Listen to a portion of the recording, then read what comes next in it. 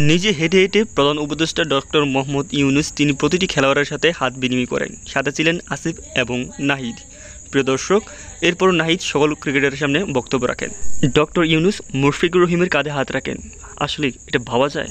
বিসিবির সকল কর্মকর্তা এবং বিসিবির ক্রিকেট বোর্ডের সকল ক্রিকেটারদের সাথে হাত বিনিময় করেন প্রধান উপদেষ্টা ডক্টর ইউনূস, নাহিদ এবং আসিফ সহ সকলে।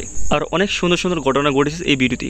দয়া করে ধৈর্য সহকারে পুরো ভিডিওটি আমরা দেখি এবং আপনাদের কাছে অনুরোধ রইল। তখন লক্ষ্য করা যায় নাজমুল হোসেন শান্ত ক্যাপ্টেনের সাথে হাত বিনিময় করছেন ডক্টর ইউনূস। এরপর শরীফুল ইসলাম এবং শরীফুল ইসলামের পর বাংলাদেশের অন্যান্য ফাস্ট বোলারদের সাথে হাত বিনিময় করেন প্রধান উপদেষ্টা, যেখানে নাহিদ রানাও হাত মিলান এই উপদেষ্টার সাথে। পাশাপাশি হাসান মাহমুদ, যারা দুইজন গত টেস্টের মধ্যে অসাধারণ খেলেছে।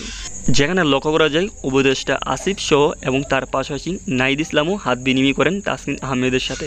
হাসি খুশি মাখেই তারা হাত বিনিময় করেছিলেন দুজন। এরপর অন্যান্য খেলোয়াড়দের সাথে হাত বিনিময় করেন। আর একটু পর সকল ক্রিকেটারদের উদ্দেশ্যে প্রধান উপদেষ্টা ডক্টর ইউনূস বক্তব্য রাখেন। সকলকে বলেন কীভাবে খেলাধুলা করতে হবে এবং নিজের দেশকে ভালোবাসে। এরপর বক্তব্য রাখেন ক্যাপ্টেন শান্ত। সকলের উদ্দেশ্যে তিনি অনেক কথা বলেন। তার পাশাপাশি নাহিদ এবং আসিফরাও অনেক বক্তব্য রাখেন ক্রিকেটারদের সাথে। প্রিয় দর্শক, এরপর বিসিবির প্রধান আমাদের ফারুক আহমেদ তিনি বক্তব্য রাখেন।